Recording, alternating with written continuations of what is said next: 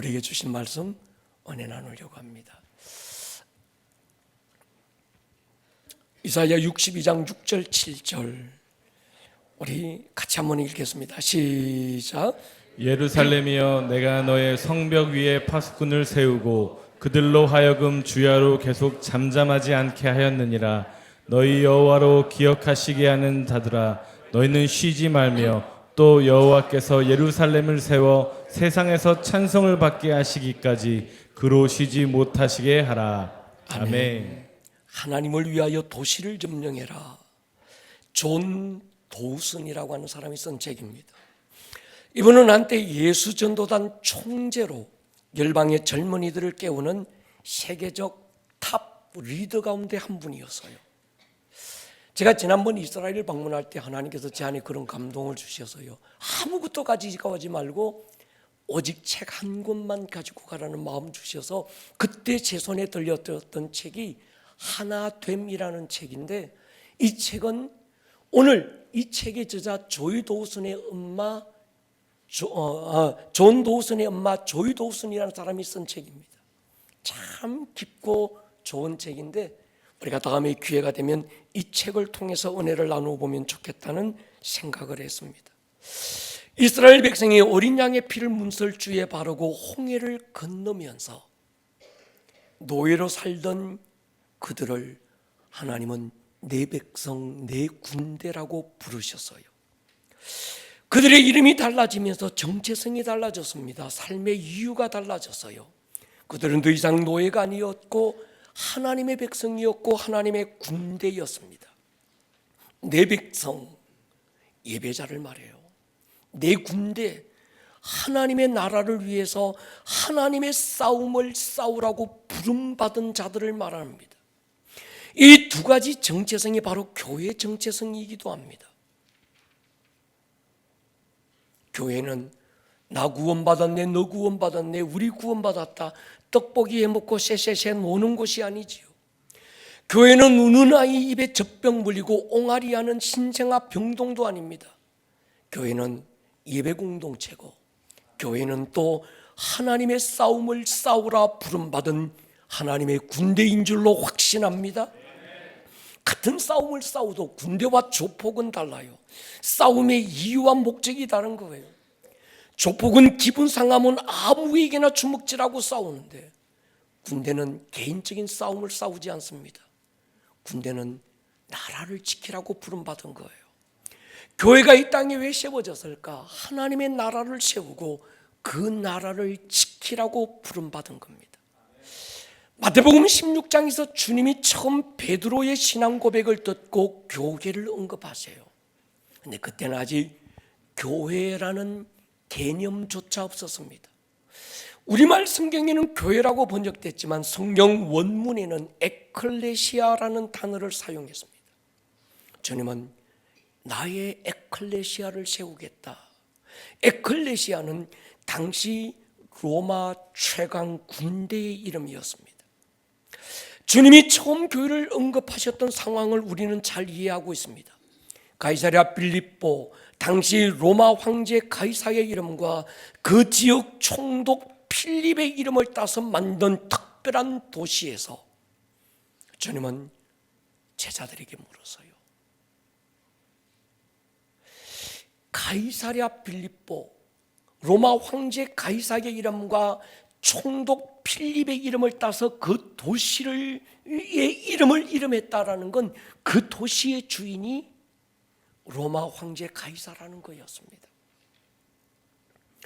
그 도시 가장 높은 곳에 가이사의 신전이 있고 그 황제의 신상을 마주 바라보고 주님이 제자들에게 물으신 거예요. 너희는 나를 누구라 아느냐? 베드로가 고백합니다. 주는 그리스도입니다. 그리스도, 기름 부음 받은 자, 왕이라는 고백이죠. 풀어보면 이렇습니다. 예수님, 내 눈앞에 마주보고 있는 가이사가 이 도시의 주인이 아닙니다. 이 도시의 황제요, 이 도시의 주인은 예수님, 당신이 그리스도고 당신이 바로 이 도시의 주인입니다. 베드로의 고백이지만 오늘 우리의 신앙 고백이기도 합니다. 우리는 이 고백을 통해서 개인 구원을 말하지만 주님은 교회를 언급하셨어요. 주님은 이 신앙 고백 위에 음부의 대문을 밟고 하늘의 문을 열 수 있는 나의 교회를 세우겠다 선포하셨습니다. 교회는 기도와 예배로 그 도시의 주인이 예수임을 선포하라 세워진 하나님의 군대입니다. 교회는 기도와 예배로 음부의 대문을 부수라고 세워진 하나님의 막강 군대지요. 교회는 기도와 예배로 하늘의 문을 열라고 세워진 하나님의 백성들입니다. 저는 그 교회가 바로 우리들의 교회, 아름다운 꿈의 교회라고 확신합니다. 교회가 기도회와 예배를 멈출 수 없는 이유, 교회가 영적 야성을 잃어버리면 안 되는 이유, 교회가 오늘도 적당한 종교적 예배에 머무를 수 없는 이유가 여기 있습니다.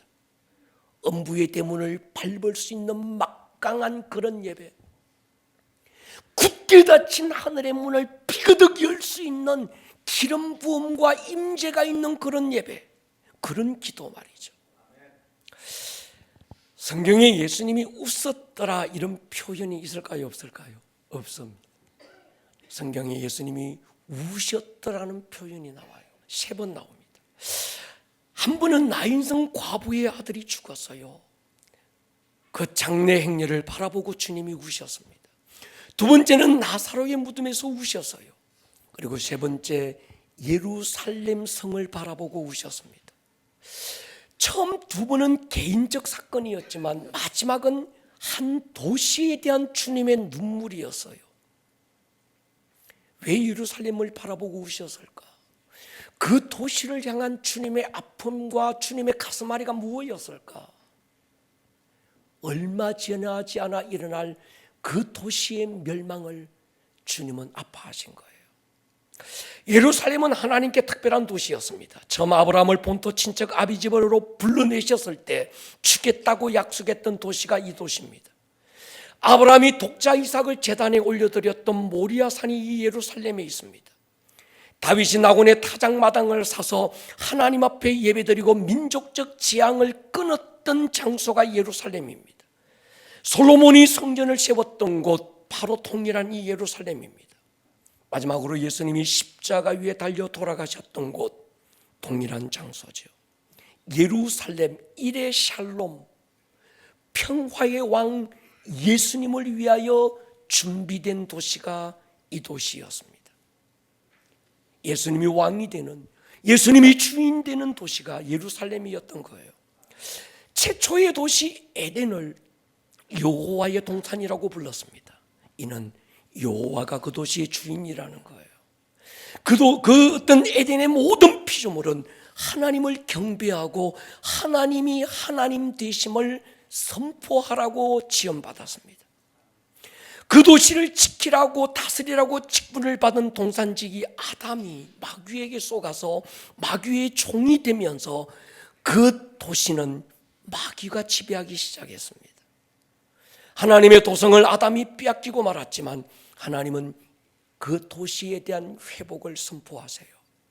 계시록에서 보면 에덴의 새 이름, 새 예루살렘 성이라고 부르고 있습니다. 저는 그런 확신이 있습니다. 요나의 때 니느웨라는 한 도성이 하나님께 돌아왔던 것처럼, 에스라 때 아니면 느헤미야 때 무너진 성벽을 다시 재건하는 도시적인 회복이 일어났던 것처럼 지금은 개인을 넘어 한 도시가 아니면 뛰어넘어서 민족적 부흥이 일어나는 때가 있다고 믿습니다. 지금부터 14년 전 우리 교회가 처음 이 땅에 세워졌을 때 하나님은 사도행전적 교회를 꿈꾸게 하셨습니다. 많고 많은 교회 가운데 또 하나의 교회라면 굳이 우리 교회여야 될 이유가 없었습니다. 우리는 또 하나의 교회가 아니라 사도행전에 나오는 바로 그 교회를 꿈꾸었습니다. 어디서나 흔하게 찾아볼 수 있는 그런 평신도가 아니라 사도행전에서나 찾아볼 수 있는 스데반 빌립 집사 사도행전적 평신도를 꿈꾸었습니다.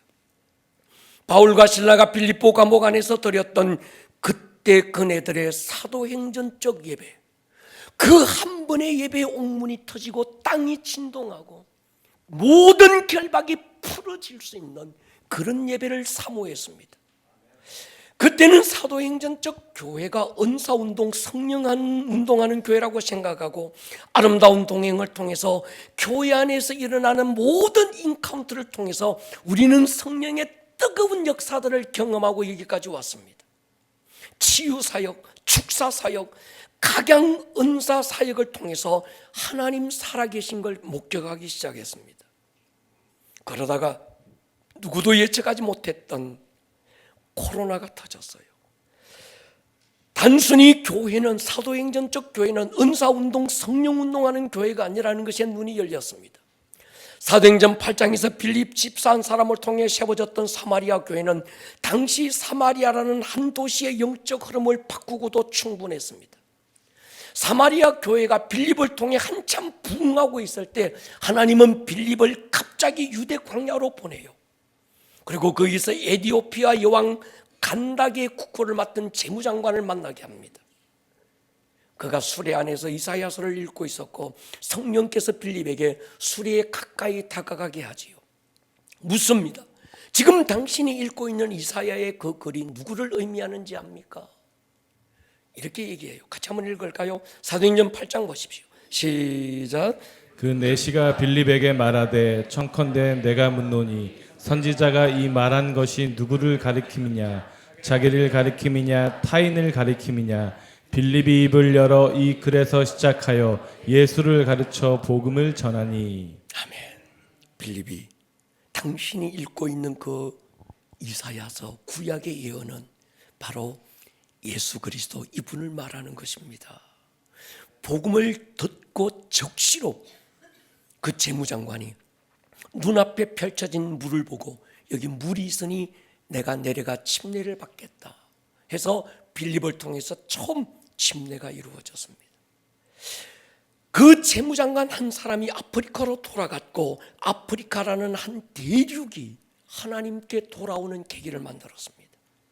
사도행전 19장에 바울이 에베소를 다녀갑니다. 그리고 거기서 12명의 제자들을 만나 물어요. 너희가 믿을 때 성령 받았느냐? 바울의 안수기도를 통해서 12명이 성령 받고 그들이 신흥도시 에베소의 영적 기류를 바꾸기 시작했습니다. 당시 에베소라는 큰 도시 안에서 우상을 섬기던 사람들이 자기들이 섬기던 우상단지, 신주단지 들고 나와서 두란노 서원 마당에 가져와서 모아서 불태우기 시작하고 하나님께 돌아오기 시작했습니다. 우리는 알았어요. 사도행전적 교회는 단순히 교회 안에서 모여서 방언하고 귀신 쫓고 뭔가 막 성령운동하고 은사운동하는 것을 뛰어넘는구나. 한 도시가 하나님께 돌아오게 만드는, 한 도시의 주인을 바꾸는 그 일을 하라고 하나님이 그 도시에 그 교회를 세웠구나. 아름다운 꿈의 교회를 인천이라는 이 도시에 세우신 이유를 우리는 찾기 시작하면서 기도의 집 원띵하우스를 시작하기 시작했습니다. 2020년 1월 첫 주 하나님은 우리 교회를 통해서 인천 상륙작전을 선포하게 했어요. 1884년 2명의 선교사가 인천 이 도시에 들어오면서 소망 없던 이 땅, 에티오피아 다음으로 못 살던 최빈국 조선 땅을 살리기 시작했습니다. 그로부 70년 후 메가드가 인천 이 도시로 들어오면서 위기를 만난 대한민국을 또 살리기 시작했습니다. 그리고 세 번째 70년 하나님은 인천 상륙작전을 선포하게 하시면서 올해 2024년, 내년 25년에 기도의 집 원띵하우스를 통해서 이 도시를 중보할 수 있는 은혜를 주신 거예요. 우리는 지난 4년간 매일 밤과 낮으로 멈추지 않는 예배를 드리면서 이 도시 인천을 중보하며 달려왔습니다. 하나님은 하나의 메가처치가 아니라 같은 부르심을 가진 플랫폼 처치들이 세워지기를 원했어요. 그래서 우리가 처음으로 송도의 헤이븐 처치가 세워졌습니다. 앞으로 몇 개의 교회가 더 세워질지 모르지만 이 도시가 하나님을 예배하는 도시가 되게 하기 위해서 우리는 중보를 멈추지 않고 예배를 멈추지 않을 것입니다. 우리 교회는 이 일을 위해서 부름받았습니다. 나 하나 구원받고 구원열차 탔습니다. 구원방주 올랐으니 적당한 헌신하고 천국보험 드러났다 생각하고 그저 먹고 마시며 즐기는 그런 교회가 아니라 이 교회를 통해서 이 도시 가운데 주님의 나라가 임하고 이 도시의 주인 되신 그분의 뜻이, 통치와 다스림이 이 도시 가운데 부러지게 만드는 그런 교회로 세워질 것입니다. 오늘 이 책에서 존 도우스는 그런 도전을 주어요. 모든 이 땅에 구원받은 그리스도인은 자기가 살고 있는 도시를 주님의 눈으로 볼 수 있어야 된다는 거예요. 주님이 그 도시를 바라보고 아파하셨다면 그리스도인들도 자기가 살고 있는 그 도시에 대한 주님의 가슴앓이가 있어야 된다는 거예요. 야, 세상은 썩었어야. 종이축처럼 말아서 언젠가 불태워버릴 거야. 이 세상은 소망 없어. 우리의 소망은 천국이야. 주님 다시 오실 날만 기다려서는 안 된다는 거예요. 여러분, 성경을 자세히 한번 보십시오. 성경은 끝없이 도시의 회복을 예언합니다. 이사야 58장 보십시오. 시작. 내게서 날 자들이 오래 황폐된 곳들을 다시 세울 것이며 너는 역대 파괴된 기초를 쌓으리니 너를 일컬어 무너진 데를 보수하는 자라 할 것이며 길을 수축하여 거할 곳이 되게 하는 자라 하리라. 하나님은 선지자에게 새로운 이름을 줍니다. 이제 너의 이름은 파괴된 성의 기초를 다시 쌓는 자, 무너진 성을 보수하는 자, 왕의 길을 수축하는 자. 우리의 이름인 줄 믿습니다. 뿐만 아니죠, 하나님으로부터 심판하지 못하시도록 무너진 성을 한 손으로 가로막고 나머지 한 손으로 하늘의 하나님을 향하여 하나님의 긍휼을 소원할 수 있는 한 사람을 주님은 지금도 찾고 있습니다. 에스겔서 22장 보십시오. 이 땅을 위하여 성을 쌓으며 성 무너진 데를 막아서서 나로 하여금 멸하지 못하게 할 사람을 내가 그 가운데서 찾다가 찾지 못했다. 우리가 읽었던 본문 보십시오. 예루살렘이여, 내가 너희의 성벽 위에 파수꾼을 세우고 그들로 하여금 추야로 잠잠지 않게 했다. 너희 여호와로 기억하시게 하는 자들아, 너희는 쉬지 말며 여호와께서 예루살렘을 세워 세상에서 찬송을 받게 하시기까지 그로 쉬지 못하시게 해라. 그래서 우리는 우리 교회의 또 다른 이름, 성벽 위에 파수꾼이라는 이름을 우리 안에 새기면서 4년을 그렇게 달려왔습니다. 여러분, 우리 교회는 구원받았으니 우리는 구원의 방주니 그 배 안에서 우리 먹고 마시며 즐기자 그런 크루즈가 아니었습니다. 우리는 이 땅 가운데 하나님의 싸움을 싸울 하나님의 전투함인 줄로 믿습니다. 창세기 1장 보십시오. 여러분, 하나님이 처음 사람을 만들고 복주면서 3가지를 줍니다. 처음엔 충만해라, 두 번째 정복해라, 세 번째 다스려라. 그랬다니까 그랬구나가 아니라 생각해 보십시오. 다른 2개는 이해가 됩니다. 충만하라 이해되지요. 하나님이 만드신 모든 만물 다스리라 이해가 됩니다. 그런데 한 가지 의문이 남는 부르심이 있습니다. 정복이라는 단어예요. 이 정복이라는 단어는 하나님이 창조하신 땅을 경작해라는 얘기가 아닙니다. 정복이라는 말씀에는 싸워야 될 상대가 있다는 걸 전제로 하고 있는 거예요. 생각해 보세요. 아담과 하와 처음 만들어 놓고 하나님이 첫째 날, 둘째 날, 넷째 날까지 모든 창조물 다 만들어 놓고 갑자기 하나님이 야, 너희 앞에 싸워서 정복해야 될 원수가 있어야, 적군이 있어야 그거 정복해야 돼. 이해가 성뜻하지 않습니다. 여러분, 하나님의 창조 사역은 2가지입니다. 보이는 창조와 보이지 않는 창조. 히브리 11장 3절에 보면요, 믿음으로 모든 세계가 하나님의 말씀으로 지어졌다. 보이는 것은 나타난 것으로 말미암아 된 것이 아니다 할 때 모든 세계는 보이는 창조 세계와 보이지 않는 영적 세계를 포함하고 있는 겁니다. 천사는 보이지 않는 영적 존재지만 하나님으로부터 피조된 존재지요. 성경에 하나님의 창조 역사에서 천사의 창조가 언급되지 않지만 에덴에 아담과 하와에게 뱀의 모습으로 접근한 천사, 타락한 천사 있다는 건 그 이전에 천사가 창조됐고 창조된 천사 중 어느 일부가 타락했다는 전제로 하고 있습니다. 그래서 유다서는 이렇게 말합니다. 자기 지위를 지키지 않고 자기 처소를 떠난 천사들 한둘이 아닌 거죠. 큰 날의 심판까지 영원한 결박으로 흑암에 가두셨다. 여러분, 보이지 않는 세계가 있다는 걸 믿습니까? 영적 존재들이 실제한다는 걸 믿습니까? 그래서 바울이 교회론을 말할 때 마지막으로 권면한 내용이 이거예요. 에베소 6장에서 끝으로 너희가 주 안에서와 그 힘의 능력으로 강건해지고, 뭘 대적하라는 거예요? 마귀의 관계를 능히 대적하기 위하여 하나님의 전신갑주를 입어라. 명령이죠. 이유가 있습니다. 우리의 씨름은 혈과 육을 상대하는 게 아니라 통치자들과 권세들과 어둠의 세상 주관자들과 하늘에 있는 악의 영들이라는 거예요. 우리의 싸워야 될 싸움의 실체를 알아야 된다는 거예요. 여러분, 그림자가 있다면 실체가 있습니다. 실체는요, 반드시 그림자를 만들어요. 눈에 보이는 혈과 육은 그림자라면 그 그림자를 움직이고 보이게 하는 영적 실체가 있다는 거예요. 그래서 우리의 씨름, 우리의 싸움은 그림자와 싸우는 게 아니라는 겁니다. 실체와 싸워야 된다는 거예요. 여러분의 가정에 환경에 역사하는 어둠의 영들, 보이지 않지만 실제합니다. 나사렛 예수의 이름으로 결박해버리기를 축복합니다. 그림자와 싸우지 마세요. 사람은 사람과 다툴 게 아닙니다. 배후에 역사하고 조종하고 이간시키고 쪼개고 미워하고 질투하게 만들고 끝없이 파괴하게 만드는 어둠의 실체가 있는 거예요.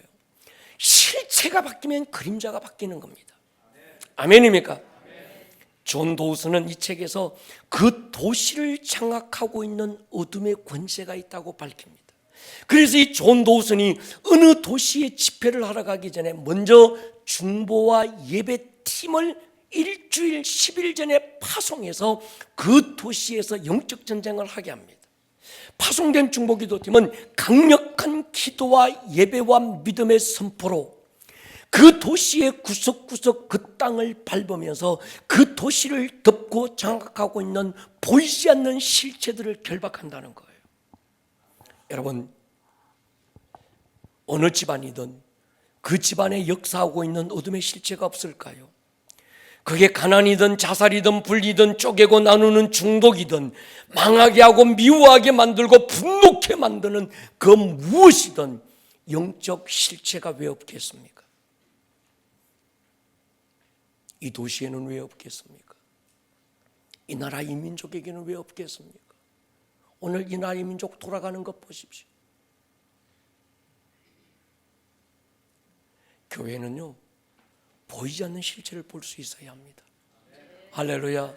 여러분의 가문 안에 부모로부터, 그 부모의 부모로부터 대대로 내려오고 있는 이 어둠의 실체들이 있다면, 그들을 통해서 열려진 어둠에게 열려진 문이 있다면 예수의 이름으로 닫아버릴 수 있기를 주님의 이름으로 축원합니다.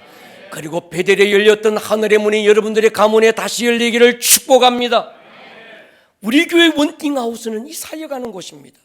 이 도시를 장악하고 있는 어둠의 영들을 결박하고 닫혀버린 하늘의 문을 열고 하늘의 천사들이 활동할 수 있도록 문을 여는 곳입니다. 지난주 어떤 예배팀이 원띵하우스에서 예배하고 있었대요. 멤버들 4분이 5명이 열심히 예배하고 있는데 그날따라 기름 부음이 남달랐대요. 근데 한참 예배하고 찬양하는데 어디선가 아름답고 신비로운 화음이 들려서 누가 이 예배 가운데 화음을 넣고 있나 보다. 그런데 저 사람이 왜 이렇게 아름답게 화음을 잘 넣을까 막 생각했답니다. 그리고 예배가 끝난 다음 서로에게 물었대요. 오늘 누가 화음 넣었나? 아무도 화음을 넣은 사람이 없었어요. 그들은 멜로디만 가지고 노래하고 있었습니다. 예배팀은 직감했어요. 천사가 그 예배 자리에 함께 있었구나. 그 예배의 자리에 하늘이 열리는 경험을 했다는 거예요. 예수님이 친히 이런 말씀을 남겼습니다. 마태복음 12장 보십시오. 같이 읽을게요. 시작. 사람이 먼저 강한 자를 결박하지 않고서야 어떻게 그 강한 자의 집에 들어가 그 세간을 강탈하겠느냐. 결박한 후에야 그 집을 강탈하리라. 어느 집을 강탈하려면 그 집에 이미 장악하고 있는 강한 자를 결박하고 쫓아야 된다는 거예요. 이 말씀에 배경이 있습니다. 예수님이 귀신을 쫓는 현장을 목격했던 바리새인들이 예수님을 비난하는 거예요. 그들은 자기들 눈앞에서 소리 지르고 떠나가는 귀신의 존재를 부정할 수는 없었습니다. 그렇지만 예수님이 귀신의 왕 바알세불을 힘입어서 귀신을 쫓는다는 거예요. 그때 예수님이 하신 말씀이 그거예요. 사탄이 사탄을 쫓아내면 스스로 분쟁하는 꼴이 아니냐. 그리하고서야 사탄의 나라가 어떻게 서겠느냐. 내가 귀신을 쫓는 건 성령을 힘입어 귀신을 쫓는 것이다. 성령을 힘입어 귀신이 떠나가는 것은 하나님의 나라가 임했다는 것이다. 여러분, 이 비밀을 아셔야 됩니다. 강한 자들이 있습니다. 이미 우리를 짓누르고 있는 이 도시를 지배하고 있는 어둠의 실체들이 있다는 거예요. 목사님, 21세기 AI 시대 귀신이 어디 있습니까? 여러분, 그런 말 하지 마세요. 귀신의 존재를 부정하면요, 하나님의 존재를 부정하는 겁니다. 하나님과 귀신이 동급이라는 말이 아닙니다. 하나님도 영이지만 귀신도 마귀도 영적 존재라는 얘기예요. 하나님도 분명히 실존하지만 어둠의 영들도 실존합니다. 의학이 발달하면 병이 사라질까요? 의학이 발달할수록 바이러스는 더 강력해졌습니다. 과학이 발달할수록 어둠의 존재는 더 교활해지고 우는 사자처럼 삼킬 자를 찾고 있는 현실입니다. 우리는 부정할 것이 아니라 보이지 않지만 실지 않은, 그래서 내 가문을 덮고 있고 내 환경을 장악하고 있는 어둠의 존재를 인정하고 영적 전쟁을 선포할 수 있기를 축복합니다. 이 책에서 존 도서는 영적 전쟁을 승리로 이끄는 5단계, 첫 번째 경배를 얘기해요. 모든 영적 세계는 예배로 시작해서 예배로 문을 닫습니다. 마태복음 16장에 예수님이 교회를 말씀하실 때 음부의 대문 닫고 하늘의 문을 여는 열쇠 주겠다. 그 열쇠가 예배와 기도였습니다. 가장 강력한 힘은 어디서 올까? 예배와 기도에 있는 거죠. 습관적인 예배, 종교적인 예배, 어떤 이런 종교 놀이하는 그런 예배가 아니고 성령과 진리로 하는 예배, 하나님의 임재가 있는 예배. 할렐루야. 여러분, 모압과 암몬 마온 연합군이 유다를 공격해 왔을 때 요사밧 왕이 행한 일을 성경은 이렇게 증거합니다. 역대하 20장 보십시오. 같이 한번 읽을게요. 12절 시작. 우리 하나님이여 그들을 징벌하지 아니하시나이까. 우리를 치러 오는 이 큰 무리를 우리가 대적할 능력이 없고 어떻게 할 줄도 알지 못하옵고 오직 주만 바라보나이다 하고 유다 모든 사람들이 그들의 아내와 자녀와 어린이를 더불어 여호와 앞에 섰더라. 눈에 보이게 엄청난 연합군이 유다를 공격해 왔을 때 이 왕과 모든 백성들은 두려움에 떨고 있었습니다. 그때 그들이 했던 일은요, 하나여서요, 우리가 주만 바라봅니다. 어린 아이부터 어른에 이르기까지 하나님 앞에 마주선 거예요. 야하시엘 선지자가 이렇게 선포합니다. 온 유다와 예루살렘 주민과 여호사밧 왕이여 들을지어다. 여호와께서 이같이 너희에게 말씀하시기를 너희는 이 큰 무리로 말미암아 두려워하거나 놀라지 마라. 이 전쟁은 너희에게 속한 게 아니라는 거예요. 이 전쟁에서 너희가 싸울 것이 없나니 대열을 이루고 너희와 함께한 여호와가 구원하는 걸 보라. 유다와 예루살렘아 너희는 두려워하지 말며 놀라지 말고 내일 그들을 맞서 나가라. 누가? 여호와가 너희와 함께하리라. 여호사밧이 몸을 굽혀 얼굴을 땅에 대고 온 유다와 예루살렘 주민들도 여호와 앞에 엎드려 여호와께 경배하고 그앗 자손과 고라 자손에게 속한 레위 사람들은 서서 심히 큰 소리로 이스라엘 하나님 여호와를 찬송했다. 백성과 더불어 의논하고 노래하는 자들을 택하여 거룩한 예복을 입히고 군대 앞에서 행진하며 여호와를 찬송하여 이르기를 여호와께 감사하시에 그의 인자심이 영원하도다. 그 노래와 찬송이 시작될 때에 여호와께서 복병이 뭘까요? 천사들인 거죠. 여러분, 눈에 보이는 그림자가 아니라 눈에 보이지 않는 실체가 있다는 거예요. 그리고 하나님은 눈에 보이지 않는 또 다른 실체, 천사들 복병으로 준비해 두셔서 하나님 앞에 예배로 영적 전쟁하기 위해서 나아가는 그들을 대신하여 싸우게 하신 거예요. 여러분의 가정에 상황에 영적 전쟁이 있다고 믿습니까? 예배로 승부하시기를 축복합니다. 어둠을 양동이로 퍼내서 이길 수 없습니다.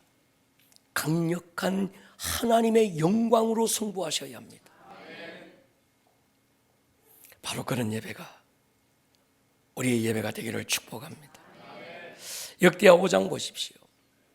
저는 이 예배를 사모합니다. 나팔 부는 자와 노래하는 자들이 일제히 소리내어 여호와를 찬송하며 감사하는데, 나팔 불고 재금치고 모든 악기를 울리며 소리 높여 여호와를 찬송하여 이르되 선하시도다, 그의 자비하심이 영원히 있도다. 그때 여호와의 전에 구름이 가득한지라. 제사장들이 그 구름으로 말미암아 능히 서서 섬기지 못하더니 이는 여호와의 영광이 하나님의 전에 가득함이었더라. 그런 예배 드려보기를 소원합니다.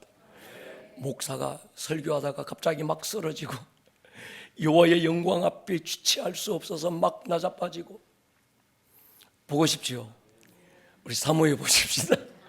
어느 날 언젠가 목사가 뒤집어져서 퍼지거든. 여호와의 영광이 이전을 채우고 있나 보다. 한 번의 예배라도 그런 예배면 얼마나 좋겠습니까? 두 번째는 하나님의 음성을 기다린다. 영적 전쟁에서 사람의 잔꾀나 수단을 버리려야 된다는 거예요. 그래서 다윗은 하나님의 언약궤 앞에 나가서 언제나 기다리며 묻지요. 올라가리까 말리까. 시편 40편에 보면 내가 여호와를 기다리고 기다렸다. 여리고성의 실패가 원인이 뭘까요? 여호수아 9장 보면 여호와께 묻지 않았다는 거예요. 세 번째, 도시의 죄를 회개합니다. 믿음은 하나님을 알고 그분의 선하심을 받아들이는 것이라면, 소망은 그분의 선하심이 내게로 향하기를 바라는 것이고, 사랑은 그분의 선하심을 친밀함으로 경험하고 누리는 거지요. 느헤미야가 예루살렘을 재건하라는 부르심을 받았을 때 첫 번째 한 일이 뭔지 아십니까? 느헤미야 1장 보세요. 같이 한번 읽겠습니다. 시작.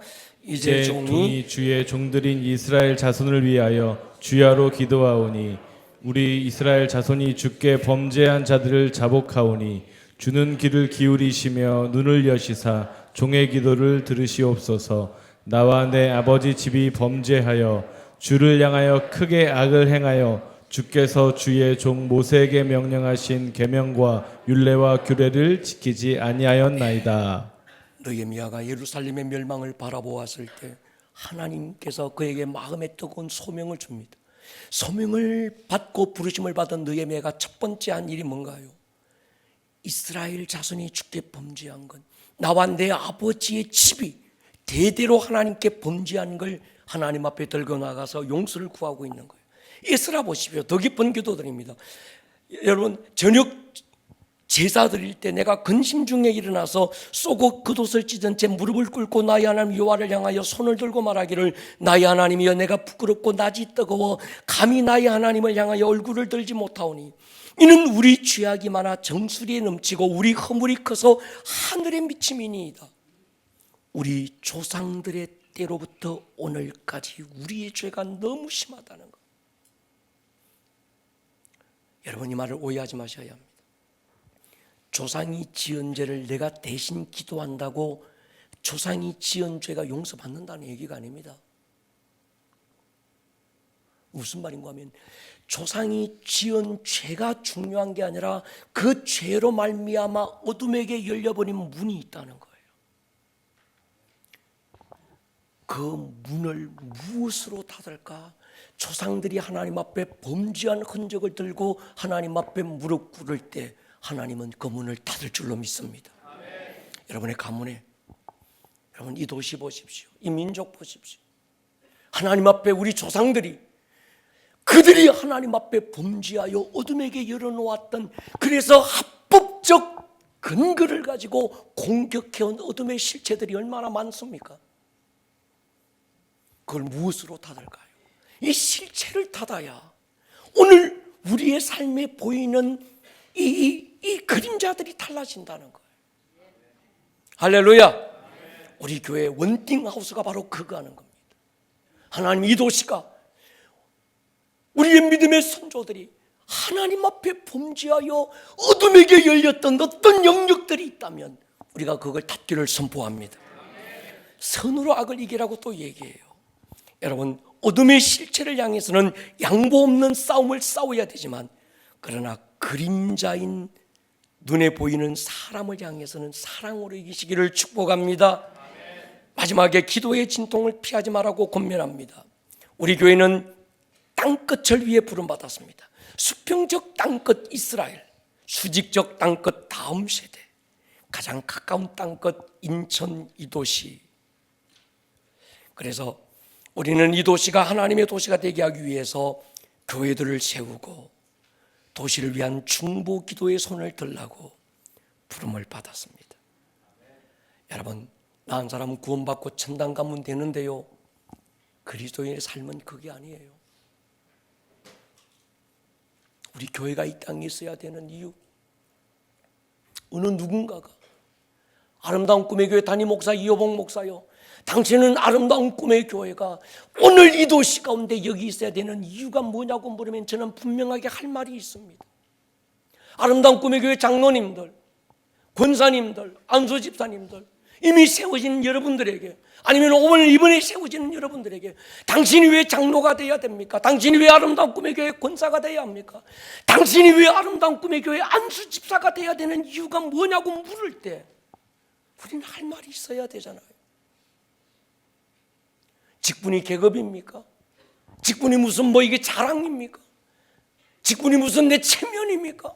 아니잖아요. 이 직분은 기회고 이 직분 속에 하나님의 부르심이 있는 거잖아요. 아멘입니까? 그 부르심 이루라고 아름다운 꿈의 교회 장로로 여러분을 세운 거예요. 그 부르심에 남은 생에 던져보라고 아름다운 꿈의 교회 직분의 어떤 기회를 지금 주고 있는 거예요. 그 직분, 그 부르심 이루어가는 저와 여러분들이 되기를 주의 이름으로 축원합니다. 머리를 한번 숙여보면 좋겠습니다. 우리 시간이 좀 지났지만 하나님 앞에 결단하고 나갔으면 좋겠습니다. 주님, 오늘을 살아야 되는 이유, 구원받고도 천국으로 데려가지 않고 이 땅에 남겨두신 이유,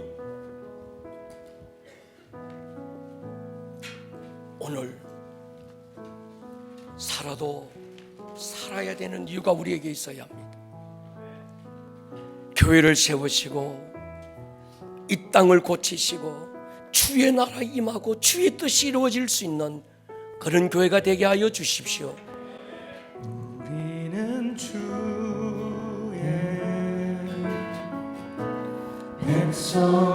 백성이오니 주의 큰 일을 선포합니다. 이곳 어두운 세상에 빛으로 부르셨네.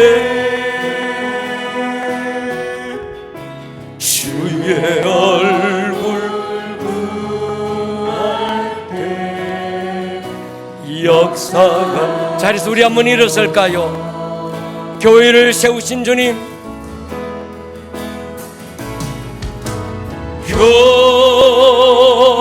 교회를 세우시고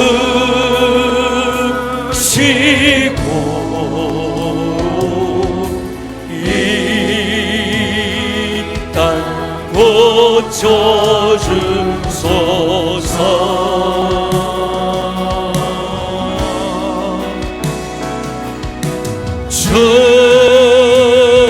주님 나라 임하시고 주의 이로 교회를 세우시고 이 교회를 세우신 주님, 이 도시 가운데 주의 나라 임하고 주의 나라의 왕이신 주의 통치가 이 도시 가운데 부러질 것을 선포합니다.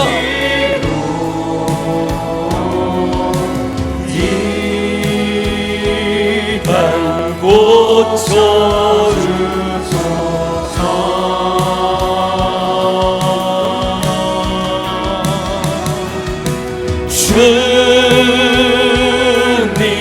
나라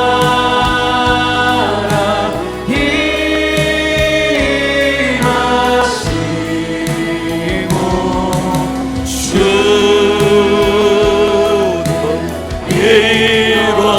이루어지리라. 가슴에 손을 한번 얹습니다. 살아도 그냥 살고 있는 것이 아니라 살려주셔서 살고 있습니다. 살려주신 데는 이유가 있고 부르심이 있습니다. 그 부르심의 길 달려갈 힘이 주께 있으니 힘을 더해 주옵소서. 주의 나라가 주님의 뜻이 부러지고 이루어지는 그 일에 우리를 사용하여 주옵소서. 성도들의 가정에, 가문에, 저들의 직장과 모든 사업과 일터에 보이지 않는 어둠의 실체들이 있다면 이 시간 주 예수의 이름으로 결박합니다. 나사렛 예수의 이름으로 명하노니 떠나갈지어다. 주님이 도시에, 주님이 민족 위에 보이지 않지만 실제하는 하늘에 있는 어둠의 영들, 악의 영들을 상대하여 선포합니다. 나사렛 예수의 이름, 크신 이름으로 명하노니 결박되고 떠나갈지어다. 주의 나라가 임할지어다. 주의 영광을 우리로 보게 하여 주옵소서. 지금은 우리 주 예수 그리스도 크신 은혜, 하나님 아버지 다음 없는 그 사랑, 성령으로 열려진 하나님의 나라가 예배하고 돌아가는 교우들 위해, 저들의 가정 위에, 세우신 우리 교회와 이 도시 위에 지금으로부터 영원토록 함께 있을지어다. 아멘. 오늘 들었던 이 말씀이 듣는 말씀에서 끝나지 않고 여러분들의 삶에 살아내는 말씀으로 생명력 있는 말씀이 될 수 있기를 주님의 이름으로 다시 한번 축복합니다. 온 하늘